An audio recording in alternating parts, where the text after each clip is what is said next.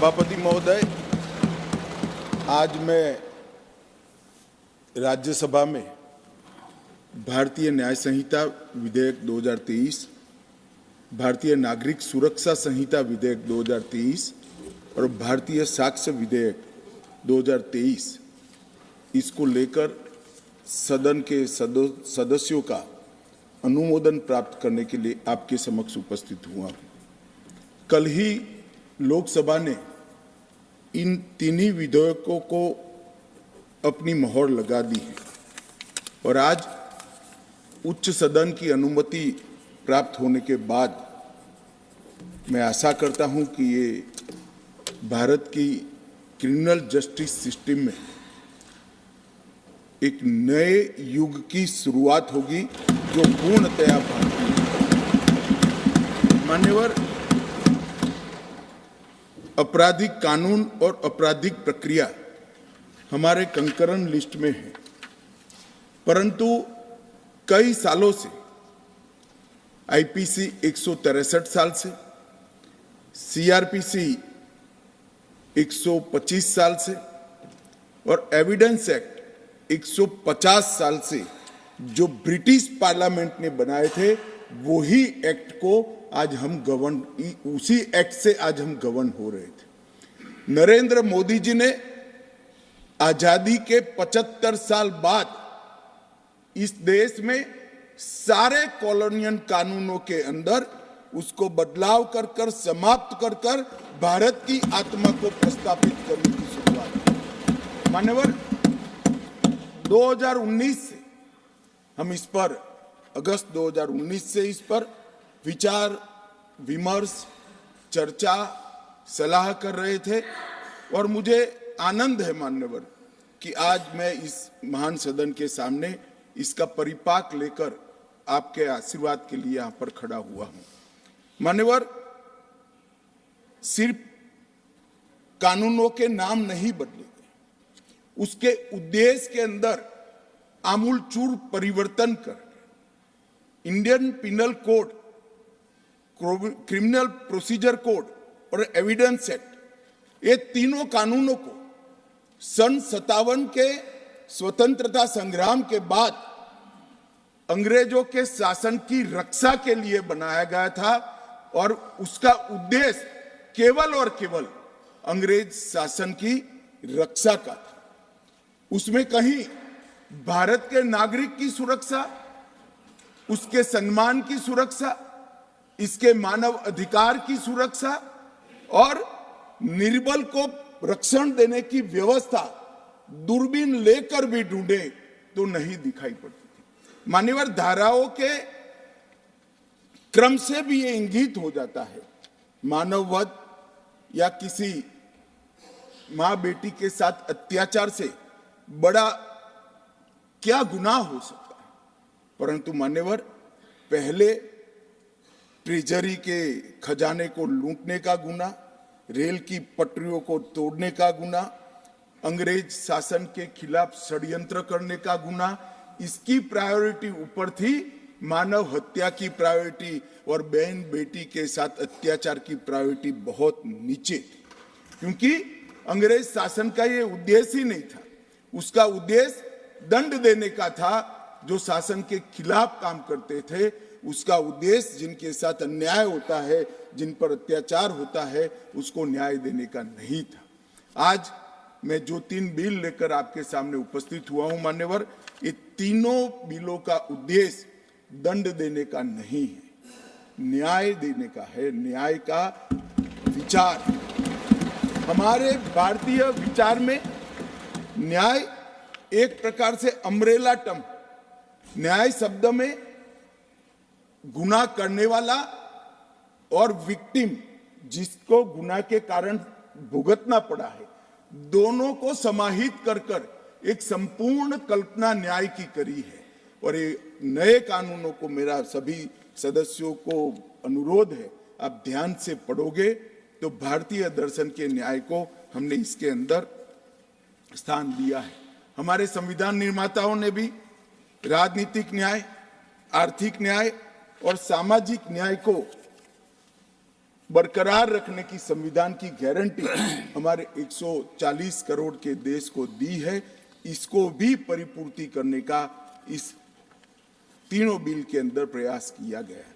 ये कानूनों की आत्मा मान्यवर भारतीय है और पहली बार क्रिमिनल जस्टिस सिस्टम में भारत द्वारा भारत के लिए और भारतीय संसद से बनाए गए कानूनों से अब हमारी क्रिमिनल जस्टिस सिस्टम गवर्न होगी, इसका मुझे बहुत गौरव है मान्यवर।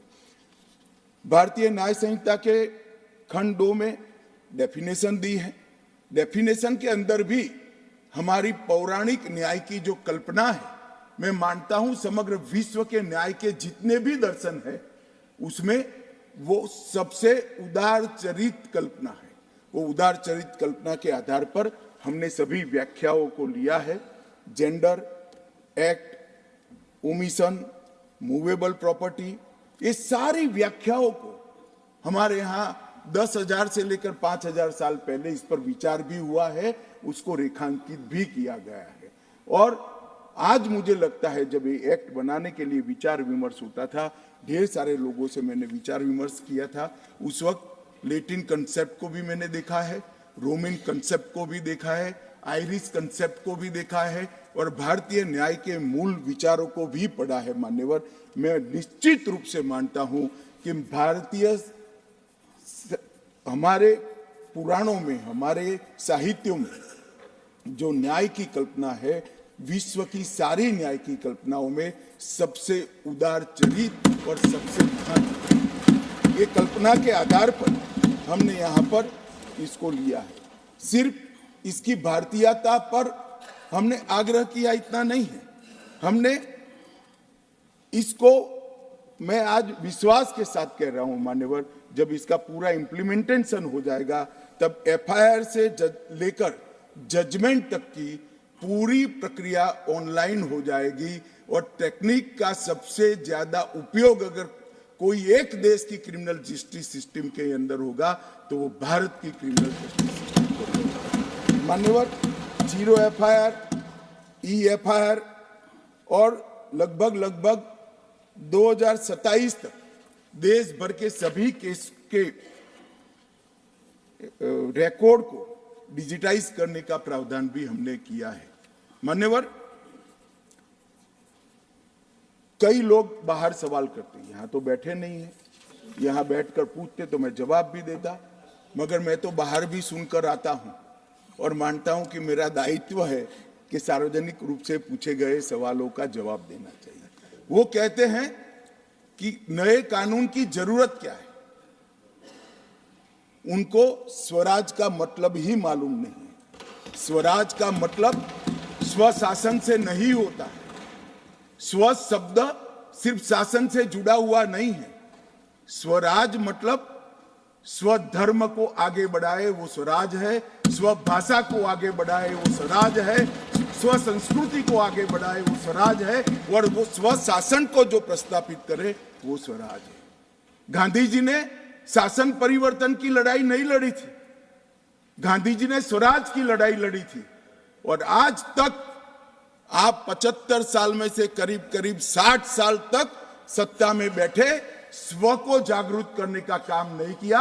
2014 से नरेंद्र मोदी जी ने इस देश की महान आत्मा को स्व को जागरूक करने का काम किया है और वो ही आज भारत के उत्थान का कारण बना है मान्यवर।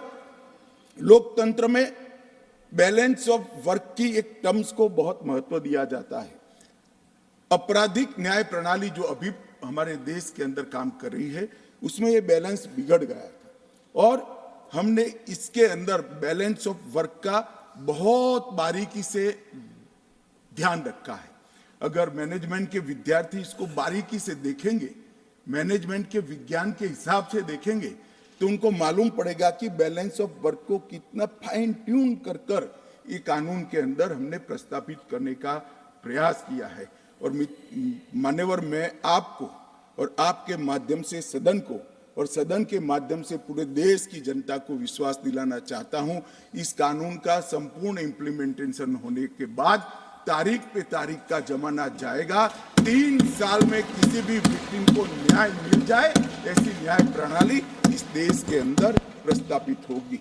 मान्यवर, ये लोग जो पूछते हैं क्या होगा इस कानून से, मैं आज उनको बताना चाहता हूं मान्यवर, आज इस कानून को इस सदन के आशीर्वाद प्राप्त होने के बाद हमारी आपराधिक न्याय प्रणाली, क्रिमिनल जस्टिस सिस्टम 19वीं सदी से निकलकर 2 सदियों का फासला काटकर 21वीं सदी में सीधी प्रवेश करेगी। मान्यवर, क्या होगा इस कानून से? मूल भारतीय परंपरा की न्याय की अवधारणा को समग्र विश्व को हम परिचय करा पाएंगे और इसके सुफल इस देश की जनता चख पाएगी। क्या होगा इससे जो पूछते हैं, मैं उनको कहना चाहता हूं, विश्व की सबसे आधुनिक और वैज्ञानिक न्याय प्रणाली का भारत की 140 करोड़ की जनता के लिए उपस्थित होगी। क्या होगा इस कानून से जो पूछते हैं, उनको मैं बताना चाहता हूं कि आज जो विद्यमान है वो सारी तकनीक और आने वाले 100 साल तक जो तकनीक आगे बढ़ सकती है, वो सारी तकनीक को सिर्फ रूल्स में परिवर्तन कर कर समाहित किया जाए, इतनी दूरदृष्टि के साथ तकनीक को इस कानून के अंदर समाहित किया गया। जो पूछते हैं क्या होगा इस कानून से, मैं उनको कहना चाहता हूं कि 7 साल से ज्यादा सजा है वो सभी घृणित अपराधों के लिए हमने फोरेंसिक साइंस लेबोरेटरी की विजिट को कंपलसरी किया है, जिससे कन्विक्शन रेशियो के अंदर बढ़ावा होगा। ये जो पूछते हैं क्या होगा इस कानून से, इनको मैं कहना चाहता हूं, अंग्रेज चले गए, पूरे देश में 4 प्रकार की न्याय प्रणाली चलती थी। आज कश्मीर से कन्याकुमारी और द्वारका से लेकर कामाख्या तक इस कानून के आने के बाद एक ही प्रकार की न्याय प्रणाली का चलेगी। मान्यवर, ये पूछते हैं क्या होगा, मैं इनको बताना चाहता हूं, महिलाओं के अधिकारों की रक्षा की बात थी, वो आप विदेश से आए हुए कंसेप्ट और एनजीओ को थोपे गए विचारों से करते थे।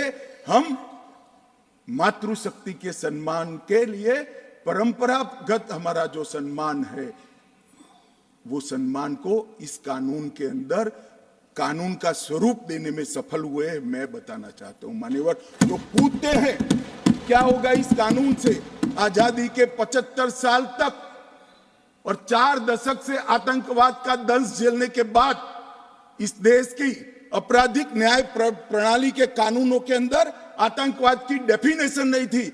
नरेंद्र मोदी जी ने जीरो टॉलरेंस टुवर्ड आतंकवाद का परिचय कराते हुए टेररिज्म की डेफिनेशन को इसके अंदर शामिल किया है। मान्यवर, जो पूछते हैं इस कानून से क्या होगा, मैं उनको बताना चाहता हूं कि इस कानून से राज्यद्रोह अब देशद्रोह के अंदर बदल गया है। राज्य के शासन की रक्षा के लिए एक जमाना था जब ब्रिटिश ताज का इस देश के अंदर शासन था। मान्यवर, रानी के खिलाफ कोई आवाज नहीं कर सकता, फांसी पे चढ़ा दिए जाए।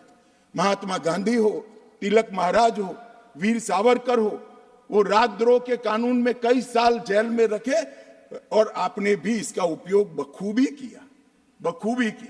इमरजेंसी के अंदर ढेर सारे लोगों को जेल में डाल दिया, ढेर सारे विपक्ष के नेताओं। मान्यवर, हमने राजद्रोह के अंग्रेजी कंसेप्ट को समाप्त कर दिया है। शासन के खिलाफ कोई भी बोल सकता है इस देश के अंदर। अब वाणी स्वतंत्रता का अधिकार भी है और लोकतंत्र है, मगर देश के खिलाफ आप नहीं बोल सकते हो। देश के खिलाफ बोलोगे, देश के खिलाफ कुछ करोगे, देश के हितों को नुकसान करोगे, तो कठोर से कठोर दंड का प्रावधान इस कानून के अंदर है। व्यक्ति और देश के बीच में क्या अंतर होता है? डेमोक्रेसी का जो मूल विचार है, लोकतंत्र का जो विचार है, देश महान होता है, व्यक्ति महान नहीं होता है। मान्यवर, इसको इस कानून के माध्यम से हम ला रहे हैं। वो पूछ रहे हैं क्या होगा इस कानून से। संगठित अपराध इस देश में ढेर सारे संगठित अपराध शुरू हो गए। 1 राज्य, 2 राज्य, 3 राज्य, 4 राज्य के गैंग बन गए, संगठित गैंग बनकर अपराध करते थे। अपराध करने वालों को पकड़ते थे, वो तो उसका हाथ था मान्यवर, दिमाग कहीं और बैठा होता था। इसको 120B की एक निर्बल धारा से कानून के शिकंजे में लाते थे। अब संगठित अपराध के लिए हमने एक नई अवधारणा, नई व्याख्या जोड़कर संगठित अपराध पर नकेल कसने का काम इस कानून के माध्यम से। जो पूछते हैं क्या होगा इस कानून से, इनको मैं कहना चाहता हूं, जो लिबरलाइजेशन की बात करते हैं, छोटे से गुनाह के लिए जेल में डालने का जो कंसेप्ट था अंग्रेजों का, गलती होती है मान्यवर। पहली बार कोई गलती करता है, दूसरी बार गलती करता है, जानबूझकर नहीं किया है फिर भी गुनाह होता है, ऐसे लोगों के लिए जेल में पहुंचाने की जगह पछतावे के लिए कम्युनिटी सर्विस का प्रोविजन हमें इस कानून के अंदर, जो कहते हैं क्या होगा, जल्दी न्याय मिलेगा। गरीब आदमी के लिए न्याय महंगा नहीं होगा। टेक्नोलॉजी का उपयोग कर और पुलिस, वकील और कोर्ट तीनों को लिए समय मर्यादा बनाकर हमने जल्दी न्याय की प्रक्रिया को आगे बढ़ा है। अब तारीख पे तारीख नहीं होगी, 3 साल के अंदर फैसला हाथ में। जो कहते हैं क्या हुआ है, कई बार भ्रष्टाचार से कोई जजमेंट इधर उधर आ जाता है, गलती से आता है, इसकी अपील का निर्णय कौन करता है मान्यवर? अपील जिसने प्रोसिक्यूशन का जो वकील है वो ही करता है। हमने इसमें डायरेक्टर ऑफ प्रोसिक्यूशन के अस्तित्व को कंपलसरी कर दिया है, जो पहले एडवाइजर था, और हर जिले में एक डायरेक्टर प्रोसिक्यूशन रहेगा जो पूरी प्रोसिक्यूशन की प्रक्रिया से अलग रहकर ये अपील योग्य केस है या नहीं है इसका निर्णय करेगा। इससे सबको मालूम पड़ेगा। और अंत में जो कह रहे हैं इससे क्या होगा, मैं इनको कहना चाहता हूं, ब्रिटिश संसद ने बनाए हुए कानूनों को समाप्त कर मोदी जी ने भारतीय संसद की गौरव को बढ़ाया है। आज पूरा देश एक कानून पारित होने के बाद हमारी संसद के बनाए हुए कानून के आधार पर मान्यवर एक गौरव का अनुभव वो नहीं कर सकते। मैं समझ रहा हूं नहीं कर सकते। जिनका दृष्टिकोण भारतीय है वो समझ सकता है कितने बड़े गौरव की बात है, मगर इटालियन चश्मा जिन्होंने पहना है वो इसको नहीं समझ सकते। वो अपेक्षा भी देश की जनता को उनसे नहीं है। मान्यवर, भारतीय नागरिक सुरक्षा संहिता में ढेर सारे बदलाव किए हैं, बहुत सारे सदस्यों ने कहा है, मैं बोलना नहीं चाहता। भारतीय न्याय संहिता ने भी सुरक्षा संहिता में 9 नए सेक्शन, 39 नए सबसेक्शन जोड़े हैं, 44 नए स्पष्टीकरण और व्याख्याएं जोड़ी है, 35 सेक्शन में टाइमलाइन डाली है और 14 धाराओं को हमने निरस्त किया है। मान्यवर, इसी तरह से भारतीय न्याय संहिता में भी अब 21 नए अपराधों को जोड़ा गया है, जिसमें एक अपराध मॉब लिंचिंग का है। हम पर आरोप करते थे कि आप मॉब लिंचिंग को प्रोटेक्ट करते हो, आपने तो कभी कानून बनाया नहीं, मगर हमने कानून बना दिया। मानव वध से बड़ा कोई गुनाह नहीं हो सकता और इसको कठोरता के साथ हमने मान्यवर 21 नए अपराधों को जोड़ा गया है, 41 अपराधों में सजा के बढ़ाया गया है, 82 अपराधों में जुर्माना बढ़ाया गया है, 25 अपराधों में न्यूनतम सजा की शुरुआत की है, 6 अपराधों में सामूहिक सेवा को दंड के रूप में स्वीकार किया गया है और 19 धाराओं को निरस्त कर दिया गया। इसी तरह से भारतीय साक्ष्य अधिनियम के अंदर भी हमने 170 धाराएं अब होगी, 24 धाराओं में बदलाव किया है, 2 नई धाराएं और 6 उपधाराएं जोड़ी हैं और 6 धाराओं को निरस्त किया है। मान्यवर, लोकतांत्रिक प्रक्रिया के लिए सारे लोग बोलते हैं, मैं उनको बताना चाहता हूं कि 2019 से इस कानून को बनाने की हमने शुरुआत की और एक बहुत बड़ा प्रयास हमने किया है, धैर्यपूर्वक प्रयास किया है। मैं बाद में इस पर आता हूं, मगर आज जो कह रहे हैं कि क्यों ला रहे हो, मैं तो आपको भी कहना चाहता हूं, ये वो है नहीं, मगर मुझे भरोसा है वो सुनेंगे जरूर, क्योंकि मैं उनको जवाब दे रहा हूं मान्यवर, इसलिए वो नहीं है तो भी जवाब देता हूं। आपकी फितरत है, चुनाव घोषणा पत्र को घोषणा पत्र मानते हैं। भारतीय जनता पार्टी चुनाव घोषणा पत्र नहीं कहती है, संकल्प पत्र कहती है और संकल्प सिद्ध करती है। आपका इतिहास है बोलकर भूल जाना, हमारा इतिहास है जो मोदी जी कहते हैं वो करते हैं। मान्यवर, मैं आज कहता हूं कि हमने कहा था कि टेररिज्म के प्रति जीरो टॉलरेंस की नीति को लाएंगे और आज 3 हॉटस्पॉट कश्मीर, वामपंथी उग्रवाद और नॉर्थ ईस्ट के अंदर हिंसक घटनाओं में 63% की कमी हुई है, 73% मृत्यु में कमी हुई। और आज आतंकवाद को डेफिनेशन को इसके अंदर जोड़कर इस गति को हम और बढ़ाएंगे, क्योंकि हमने संकल्प लिया था कि इस देश को टेररिज्म के दंश से मुक्त कराना है, इसलिए हमें लेकर आए हैं। मित्रों, मान्यवर, हमने कहा था कि हम अयोध्या में राम मंदिर बनाएंगे, हमने संकल्प लिया। कहते थे कांग्रेस के अध्यक्ष उस वक्त कहते थे कि मंदिर वहीं बनाएंगे मगर तारीख नहीं बताएंगे। 22 तारीख को प्राण प्रतिष्ठा है, पूरा देश जाने वाला है। ये वादा भी मोदी जी ने पूरा कर दिया। हमने वादा किया था इस देश की मातृशक्ति को, इस देश के नीति निर्धारण के अंदर हम उचित सम्मान देंगे। 33% आरक्षण विधानमंडलों में और लोकसभा में देकर आजादी के 75 साल बाद इस देश की मातृशक्ति का सम्मान करने का काम नरेंद्र मोदी जी ने कहा था।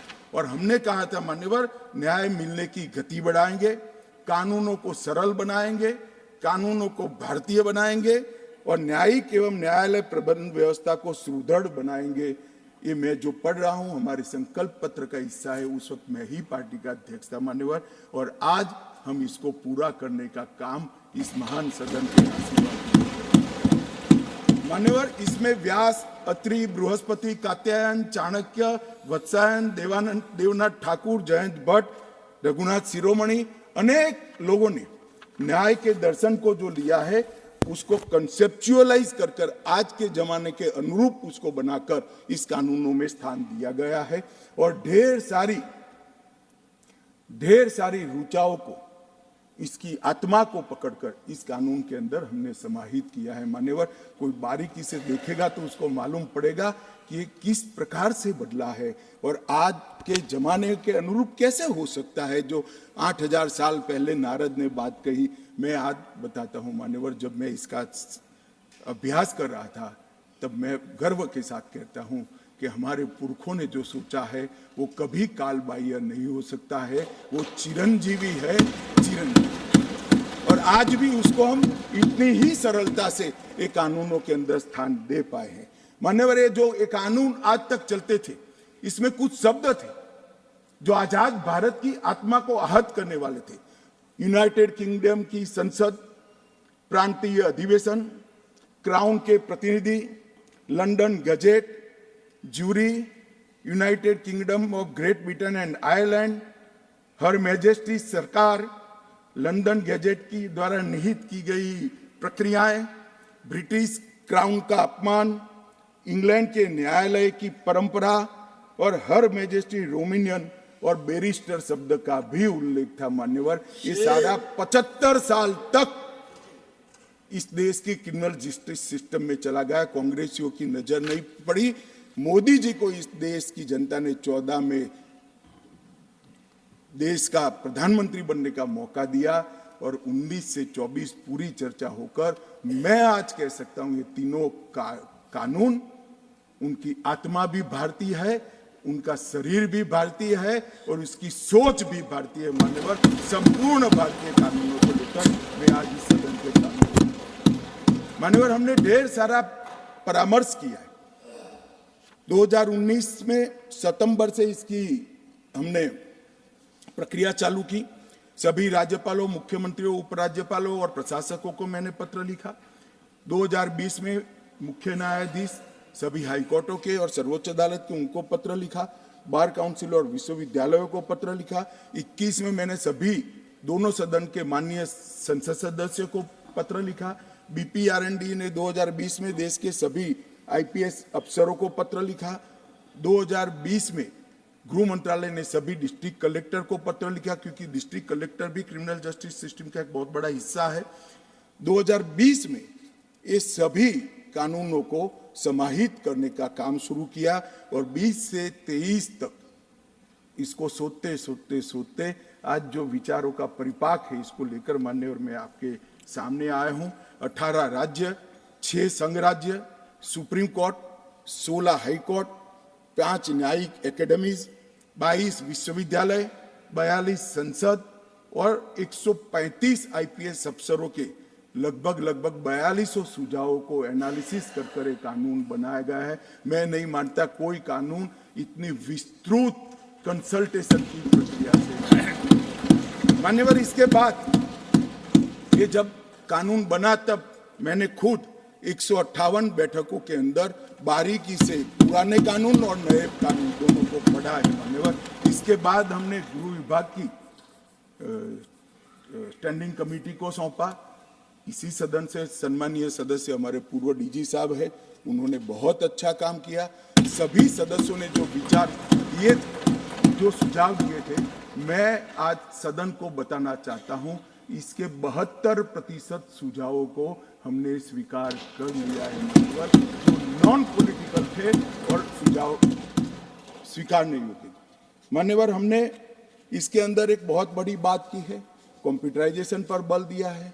मैं आज सदन को बताना चाहता हूं, 19 से काम चल रहा है। मान्यवर, देश के 97% पुलिस स्टेशन का कंप्यूटराइजेशन समाप्त हो चुका है और 82% पुलिस स्टेशन का रिकॉर्ड भी डिजिटाइज हो चुका है।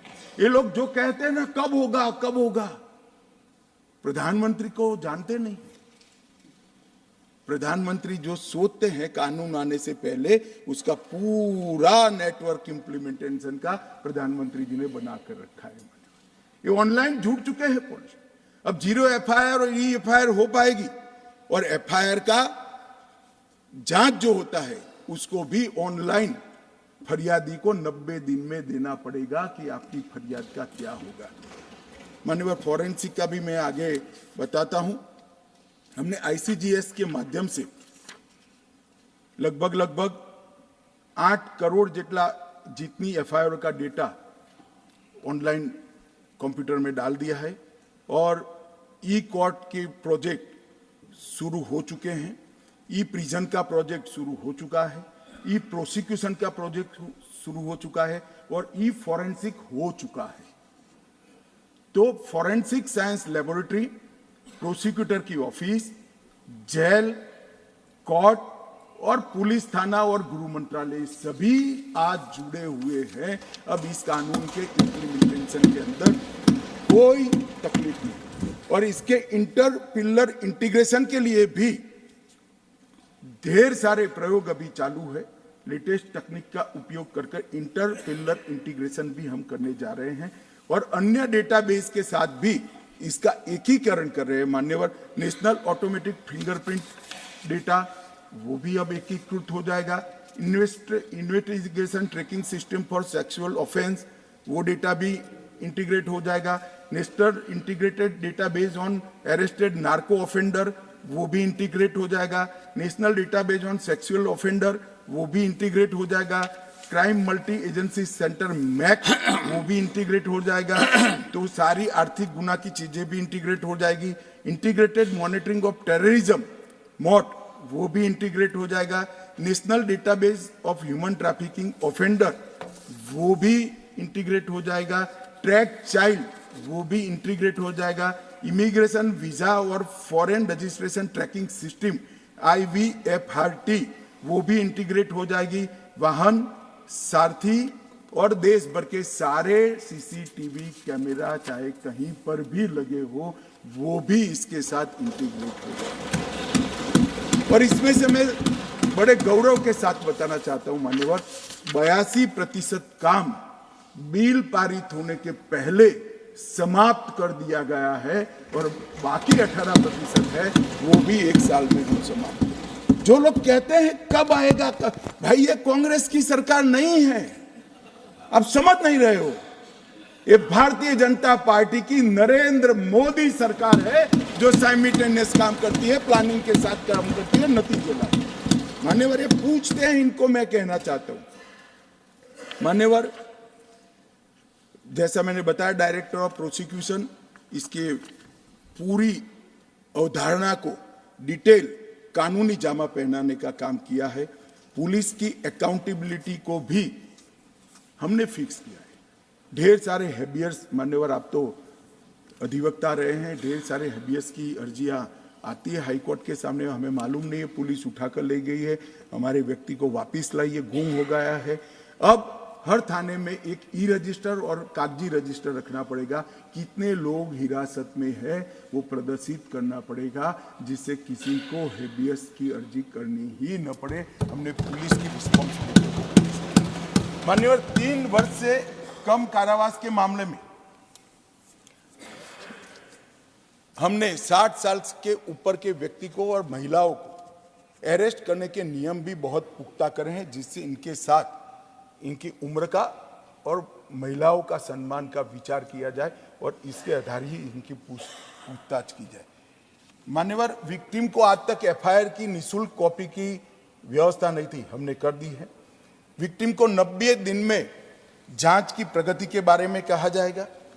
पीड़ितों को पुलिस की रिपोर्ट, एफआईआर और गवाह के बयान ऑनलाइन कंपलसरी भेजने का प्रोविजन किया है और जांच और मुकदमे के विविध चरणों को भी ऑनलाइन पीड़ित को बताना।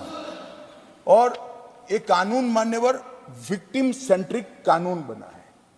पहले के कानून में जो अपराध करता है उसको दंड देने का उद्देश्य था, इस कानून का उद्देश्य जो विक्टिम है उसको न्याय देने का, उसके आत्मसम्मान को, उसकी गरिमा को पुनः प्रस्थापित करने का। ये बहुत मूलभूत अंतर इस कानून के हैं। इसके अंदर उसको पार्टिसिपेशन का अधिकार रखा है। मान्यवर, पहले आप जानते हो पब्लिक प्रोसिक्यूटर ही आर्ग्यू कर सकता था, अब विक्टिम का वकील भी आर्ग्यू कर पाएगा। इंफॉर्मेशन का अधिकार भी हमने दिया है। नुकसान की क्षतिपूर्ति का दावा करने का अधिकार भी दिया है, वो भी क्रिमिनल कोर्ट ही तय करेगी, सिविल दावा नहीं होगा। 0 एफआईआर से देश भर में कहीं पर भी कोई दबंगों के डर से वो थाने में अगर कोई मिली भगत वाला अधिकारी बैठा है, एफआईआर नहीं लेता है, तो ऑनलाइन एफआईआर देश भर में कहीं से भी वो कर सकता है। सीआरपीसी की धारा 321 में एक कमी थी, विक्टिम की बात सुनने की अनुमति नहीं थी, अब उसको सुना जाएगा। एक प्रति निःशुल्क दे दी जाएगी और जब किसी के यहाँ भी जब्ती होगी तो कंपलसरी इसकी वीडियोग्राफी की गई है, जिससे पुलिस कोई चीज बाहर रख। पंचों की उपस्थिति में वीडियोग्राफी होगी जो सर्टिफाइड होगी, जिससे कोई किसी के घर पर कोई चीज रखकर परेशान किसी भी नागरिक को होना न पड़े। मान्यवर, ढेर सारे छिद्र जो थे जो उसको बंद करने का काम नरेंद्र मोदी सरकार ने किया है, जो बिल लेकर आया हूँ। मान्यवर, बहुत सारे सदस्यों ने बहुत कुछ कहा है, मैं ज़्यादा विषय पर बात करना नहीं चाहता हूँ, मगर मैं कुछ चीज़ जरूर बताना चाहूँगा। मान्यवर, हमने जैसा मैंने पहले कहा, मानवीय अधिकारों को हमने, हमारे संविधान ने व्यक्ति का स्वातंत्र्य, सुरक्षा और उसके ह्यूमन राइट को प्रायोरिटी दी है, इसी के आधार पर हमने करा है। बलात्कार पहले 375 और 76 में था, अब शुरू में डेफिनेशन वगैरह की बातें आती है। धारा 60 से आपराधिक अपराधों का वर्णन होता है। 63 नंबर बलात्कार को दिया गया है, सबसे पहला स्थान महिला के साथ अत्याचार।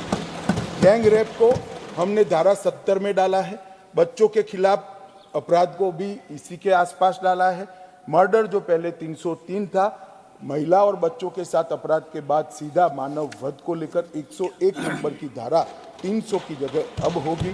किडनैपिंग की धारा को भी आगे बढ़ाया है और हमने व्यक्ति का और विशेषकर महिला और बच्चों का गौरव प्रस्थापित करने का काम किया है। ये कांग्रेस पार्टी को मैं बचपन से ही मालूम नहीं क्या था, कुछ संस्कार होगा, कांग्रेस का विरोधी रहा। मेरी आइडियोलॉजी में जुड़ने से पहले भी कांग्रेस मुझे पसंद नहीं आती थी, कुछ नहीं मालूम था मान्यवर, तब से मैं विरोधी रहा। मगर मैं बारीकी से उनको देखता हूं, जब जब वो सत्ता पर आते थे 124A मतलब राजद्रोह का बड़े मौज से उपयोग करते थे, और जब सत्ता के बाहर जाते थे तो कहते थे कि 124 है तो कॉलोनियल कानून है, इसको निरस्त कर दो। मगर फिर सत्ता पर आते थे तो 124 का उपयोग करते थे। इन्होंने राजद्रोह को कभी समाप्त करना नहीं चाहा। भारतीय जनता पार्टी और नरेंद्र मोदी सरकार आज इस देश के कानून से राजद्रोह को हमेशा के लिए मान्यवर शासन के खिलाफ बोलने का अधिकार हमारा संविधान का मूल अधिकार है। व्यक्ति के खिलाफ आप कुछ भी बोल सकते हो, कोई गुनाह नहीं होगा, बोली। बदनिक्सी का प्रावधान है, जिसको जाना चाहिए वो कोर्ट में जाए, मगर आपराधिक न्याय प्रणाली आपको झेलनी नहीं पड़ेगी। परंतु जिस धारा के तहत बाल गंगाधर तिलक, महात्मा गांधी और वीर सावरकर जेल में गए, मुझे आनंद है मान्यवर, आज वो धारा यहां से समाप्त हो रही है। मान्यवर, इसके साथ ये कहते हैं कि आपने अलग तरीके से राजद्रोह को देशद्रोह बनाकर लाए। मैं सभी सदस्यों को विनंती करता हूं कि मेरी बात आप ध्यान से सुनिएगा मान्यवर। पहले आईपीसी की धारा 324A में जो शब्द प्रयोग था सरकार के खिलाफ, सरकार मतलब एस्टैब्लिशमेंट और व्यक्ति अंततोगत, अब बीएनएस में धारा 152 में भारत की संप्रभुता, एकता और अखंडता के खिलाफ जो करेगा उसको देशद्रोही माना जाएगा। बड़ा स्पष्ट कर, सरकार की जगह भारत शब्द प्रयोग लाया। भारत तो उनको पसंद ही नहीं आता है नाम, मगर मैं क्या कर सकता हूं, ये देश का नाम ही भारत है मान्यवर। भारत के खिलाफ जो करेगा, भारत की संप्रभुता, एकता और अखंडता के खिलाफ करेगा, उसके खिलाफ ये धारा 122 लाई जाएगी। आईपीसी में उद्देश्य और प्रयोजन की बात नहीं थी, आशय और प्रयोजन की बात नहीं थी। देशद्रोह की डेफिनेशन में आशय की बात कर हमने एक और उसको बचने का मौका दिया है। आईपीसी में जो डेफिनेशन थी उसमें घृणा और अवमानना था, जिससे राजद्रोह का अपराध हो सकता। रानी के खिलाफ अवमानना नहीं कर सकते, रानी के खिलाफ नहीं बोल सकते, रानी को घृणा नहीं बोलते। अब हमने क्या शब्द डाले हैं, घृणा और अवमानना हटाकर सशस्त्र विद्रोह, विध्वंसक गतिविधियां, अलगाववादी गतिविधियां और देश के अर्थतंत्र को नुकसान पहुंचाना, ये सारे उद्देश्य जो है शुद्ध रूप से भारत को सुरक्षित करने के लिए है, किसी व्यक्ति या शासन को सुरक्षित करने के लिए है। मगर मुझे मालूम है मैं उनको नहीं समझा पाऊंगा, क्योंकि वो समझना ही नहीं चाहे। उनका तो इच्छा था कि वो मूल स्वरूप में चालू रहे और कभी अगर हमारा नंबर लग जाए तो इसका उपयोग करेंगे, मगर लंबे समय तक आपका नंबर नहीं लगने वाला है। मान्यवर, महिलाओं और बच्चों के प्रति जो अपराध है उसके लिए भी हमने ढेर सारे नए कठोर कानून बने हैं। इसका फाइन ट्यूनिंग इसके साथ लिया है। नाबालिग महिलाओं की व्याख्या में 18 साल के बाद वो कम आयु की महिला डाल दिया है, जो पहले 15 साल था। वयस्क महिला के गैंग रेप को भी आजीवन कारावास का प्रावधान किया है। 18 वर्ष की कम उम्र की महिला के साथ बलात्कार के लिए हमने फांसी की सजा की है। नाबालिग महिलाओं के साथ सामूहिक बलात्कार के लिए भी फांसी की सजा की है। और धोखे से यौन संबंध बनाने या विवाह करने के व्यक्तियों को लिए भी कठोर दंड का हमने प्रावधान किया गया है। मान्यवर, हमने ढेर सारे काम करे हैं। इस कानून को जेंडर न्यूट्रल बनाने का भी काम किया है। और सबसे बड़ा जो प्रोविजन किया है 113(1) में हमने टेररिज्म की डेफिनेशन दी है, आतंकवाद की है। कल लोकसभा में कुछ सदस्यों ने कहा कि इसका दुरुपयोग होगा। भाई, मुझे एक बात समझ नहीं आता है कि देश का संसद टेररिज्म के खिलाफ कठोर कानून बना रहा है, तो मेरे मन में भला क्यों भय जागे? मेरी तो सुरक्षा होगी अगर मुझे टेररिज्म नहीं फैलाना है तो। भय किसके मन में जागेगा मान्यवर? किसके मन में जागेगा भाई? कराने वालों के मन में जागेगा। मगर मैं आश्वस्त करता हूं मान्यवर देश की जनता को, इसका दुरुपयोग होने की हमने कोई गुंजाइश नहीं छोड़ी है। पूरा सोच विचार करके इसको लेके आए हैं। हमने जो व्याख्या करी है, जो कोई भारत की एकता, अखंडता, संप्रभुता, सुरक्षा और आर्थिक सुरक्षा या प्रभुता को संकट में डालने की संभावनाओं के आशय से या भारत में या किसी भी देश में किसी वर्ग को आतंकित करने का प्रयास करता है, उसको आतंकवादी माना जाएगा। अब एक कैटेगरी में तो मैं मानता हूं किसी को नहीं पढ़ना चाहिए। अगर एक कैटेगरी में पढ़ते हैं आप, इसमें आते हैं, तो निश्चित मानकर चलना, कठोर से कठोर दंड के आप भागी। मान्यवर, हमने बमों, डायनामाइट, विस्फोटक पदार्थों, जहरीले गैसों और न्यूक्लियर हथियारों के उपयोग के लिए बनाने का, बेचने का या उपयोग करने का कार्य करने वालों को आतंकवादी कहे। बस हो गया। अब इसमें क्या ऐसी गतिविधि है जिससे दुरुपयोग हो पाए? जहरीले गैसों को जनता के बीच में क्या प्रयोग करना चाहिए? मान्यवर, बम विस्फोट करने चाहिए, डायनेमाइट से बिल्डिंगें उड़ानी चाहिए? मान्यवर, ये आतंकवाद के प्रति 70,000 लोगों से ज्यादा लोग जो बलि चढ़ गए, कांग्रेस की नीति के कारण चढ़े हैं। अब 70% उसमें कमी आई है और ये डेफिनेशन सभी पुलिस स्टेशन में जाने के बाद मैं मानता हूं इसकी गति और तेज होगी और देश पूर्णतः आतंकवाद से मुक्त होगा। इसमें कोई कहीं पर भी किसी को भी अन्याय होने की बात नहीं। मान्यवर, इसमें संगठित अपराध की भी व्याख्या की। पहले संगठित अपराध में जो ब्रेन होता था वो कहीं दूर बैठा रहता था और धारा 120 की निर्बल धारा से इसको समाहित करने का प्रयास करते थे। अब वो धारा 120 से नहीं, सीधा इसमें अपराधी बनेगा। आर्थिक अपराध की व्याख्या को भी बहुत अच्छे से हमने स्पष्टीकरण कर दिया गया है, जिससे जितने भी जजमेंट का फायदा उठाकर, लूपहोल्स का फायदा उठाकर छूटे थे, वो सारे जजमेंटों का स्टडी कर हमने लूपहोल्स भरने का काम किया है। गैर इरादतन हत्या में भी मान्यवर हमने 2 बदलाव किए। एक बदलाव किया है कि कोई गाड़ी चलाता है, टक्कर लग जाती है, इरादा नहीं होता है, व्यक्ति इंजर्ड हो जाता है और फिर वो व्यक्ति पुलिस थाने में फोन करता है, 108 में फोन करता है, अस्पताल में पहुंचाता है, तो इसका इरादा मारने का नहीं है। इसके लिए हमने कम सजा का प्रावधान किया। मगर जो टक्कर लगाता है और जो विक्टिम है उसको मरने के लिए छोड़कर पुलिस या अस्पताल को सूचना नहीं देता है और फिर पुलिस पकड़ते लाती है, हिट एंड रन केसों में 10 साल की सजा का प्रावधान हमने किया है। इससे ऐसे लोगों को सामाजिक समस्याओं का भी निपटान किया है। हम ढेर सारी जगह पे स्नैचिंग देखते हैं, चाहे मोबाइल हो चाहे चेन हो, इसके लिए कोई सेपरेट धारा नहीं थी। भारतीय न्याय संहिता के खंड 304 में 3 साल की सजा प्लस जुर्माना का स्नैचिंग के लिए नया प्रावधान किया है, जिससे किसी को इसमें से लूपहोल्स लेकर छूटने की संभावना न रहे। गंभीर चोट के अपराध को भी हमने 2 हिस्सों में बांटा है मान्यवर। एक तो किसी ने किसी को मारा, थोड़ा इंजरी हुआ, ड्रेसिंग बेसिंग कराकर घर हो गए, एक प्रकार का, और आपने किसी को मारा, इससे वो ब्रेन डेड हो गया या परमानेंट अपाहिज हो गया, इसके लिए हमने 10 साल की सजा का प्रावधान किया है, क्योंकि किसी का जीवन इससे बर्बाद हो गया। मान्यवर,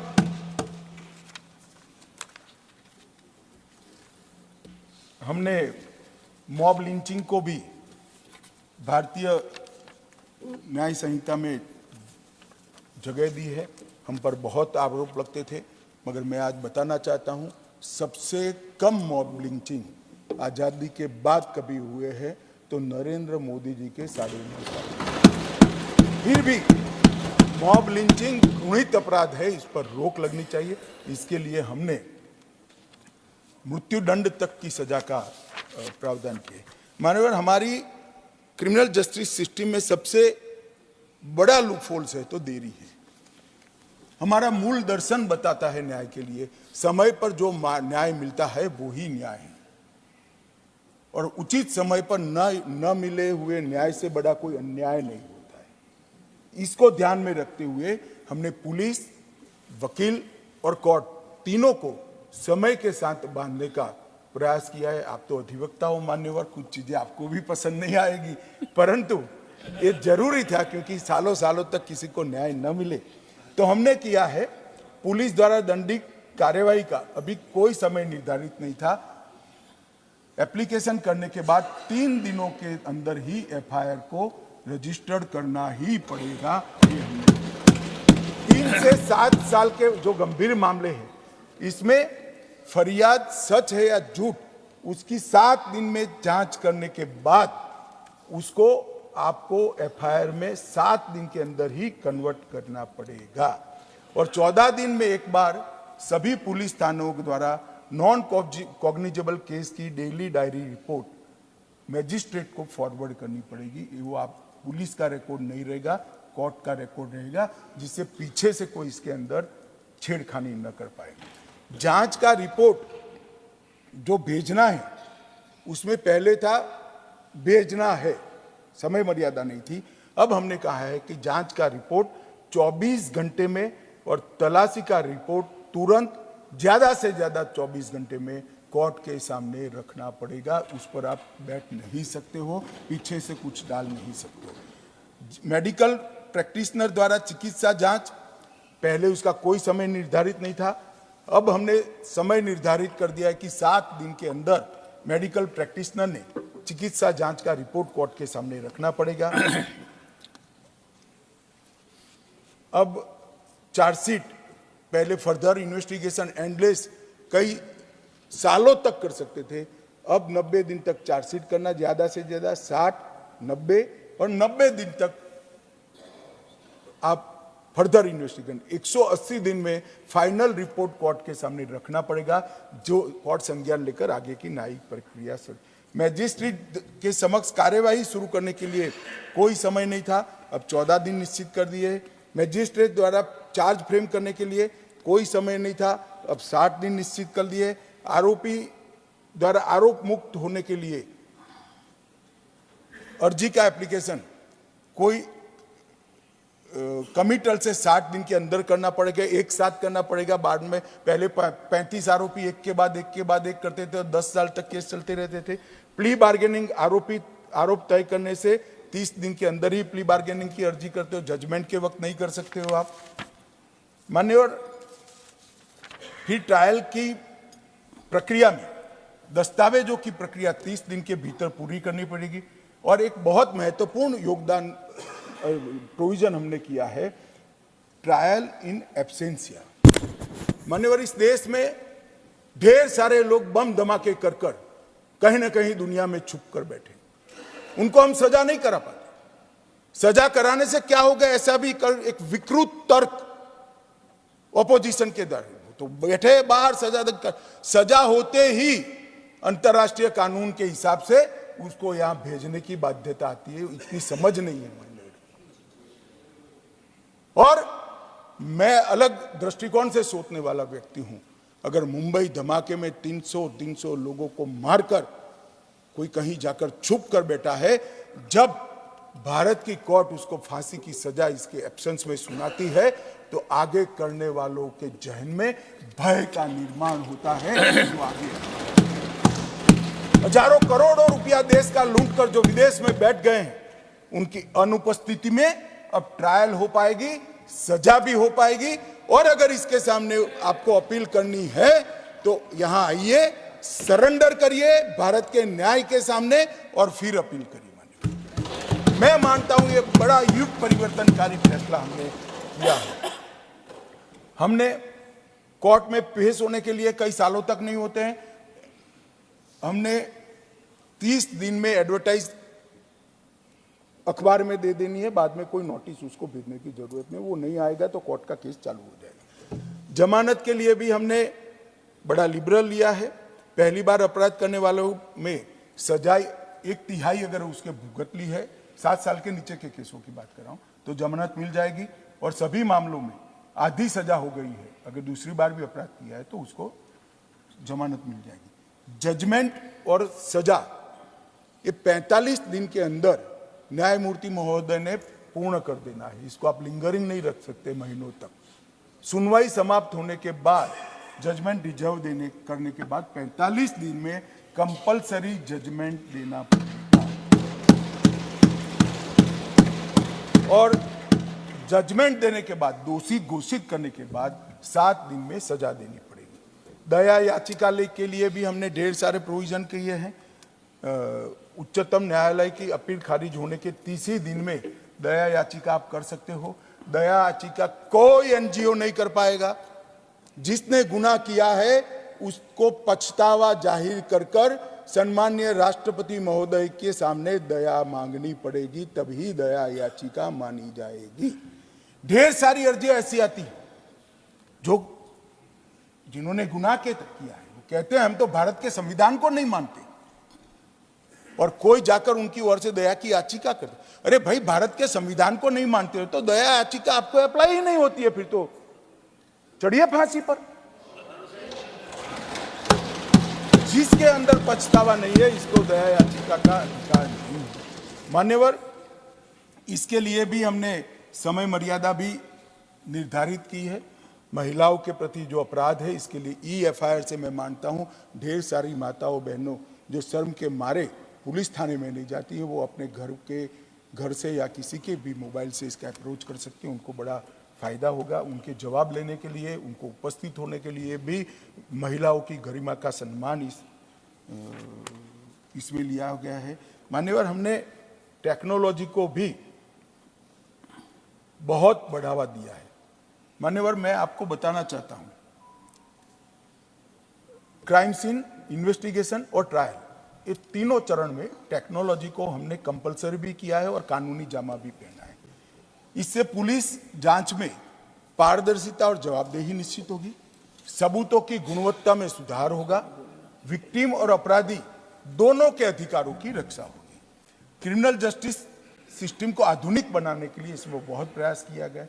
FIR से केस डायरी से चार्जशीट और चार्जशीट से जजमेंट तक सारी प्रक्रिया को डिजिटाइज करने का काम हमने कानून के माध्यम से, और इसके लिए बहुत सारे सवाल उठा रहे हैं, कुछ तो अच्छे मन से भी उठा रहे हैं, भाई तैयारी नहीं होगी तो क्या होगा।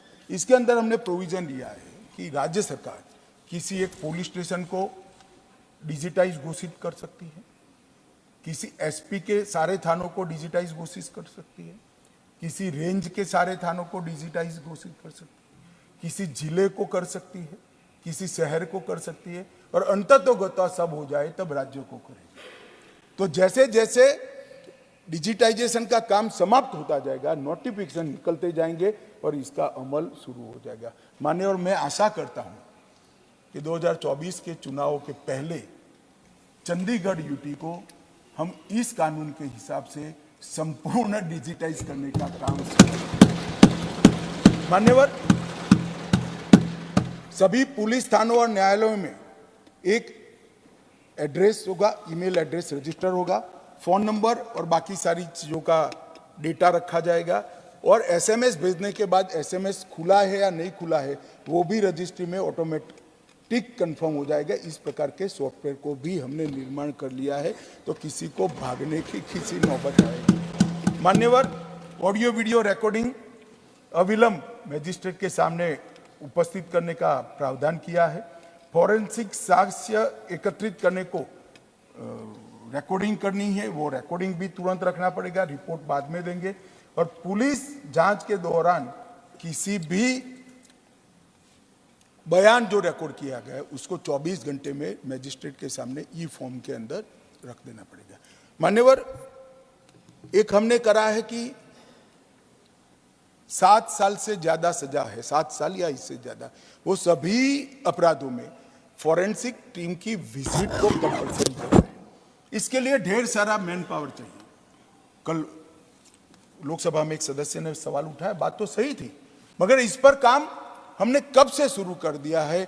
2020 में फॉरेंसिक साइंस यूनिवर्सिटी बनाई और अब 9 राज्यों में इसकी ब्रांच बन गई है, और अगले साल से हर साल 35,000 फॉरेंसिक साइंटिफिक ऑफिसर हर साल वहां से ग्रेजुएट होते, और मोबाइल फॉरेंसिक साइंस लैब के जाले बुने हैं। और मैं आज एक डेटा आपके माध्यम से इस देश की जनता के सामने रखना चाहता हूं। मान्यवर, जो लोग निर्दोष छूट गए उसमें से 32% लोग सबूतों के अभाव में निर्दोष छूटे हैं। जहां कोर्ट ने कहा है कि prima facie case is there, परंतु सजा कराने के लिए हमारे पास पर्याप्त सबूत नहीं है। एफएसएल आने से उन लोगों का खराब समय शुरू होगा, इसका मुझे पूरा विश्वास है। कोई इसमें से बचकर मान्यवर नहीं है। मान्यवर, फॉरेंसिक को एक कंसेप्ट के रूप में हमने स्वीकार किया है। मैं इतना कहना चाहता हूं मान्यवर, ये जो ई कोर्ट, ई प्रिजन, ई प्रोसिक्यूशन, ई पुलिस थाना, ई गृह विभाग, ई जेल और ई फॉरेंसिक के माध्यम से पूरा तैयार होने के बाद मैं इस सदन को विश्वास दिलाना चाहता हूं, दुनिया में सबसे आधुनिक न्याय प्रणाली भारत की होगी। और इस लक्ष्य को हमने करने के लिए सभी मोर्चे पर हमारी कार्यवाही शुरू कर दी है। सर्च और जब्ती की वीडियोग्राफी की जाएगी। नागरिकों की सुविधा के लिए भी ढेर सारे, मैं बहुत डिटेल में जाना चाहता, ढेर सारे प्रावधान हैं। एक समरी ट्रायल को 2 वर्ष तक के केस में समरी ट्रायल थी, अब 3 वर्ष तक कर हमने 40% केसों को ट्रायल के बाहर निकाल दिया। समरी ट्रायल से इसमें निर्णय होगा, तो जुडिशरी का बोझ हमने बहुत बड़ा कर्टेल करने का काम किया है। और सिविल सर्वेंट के विरुद्ध जब कोई भी केस होता था सरकारी कर्मचारी के खिलाफ, तो उसके लिए राज्य सरकार की मंजूरी चाहिए, मगर मंजूरी भी बाबुओं को ही देनी थी, तो कभी देते ही नहीं थे।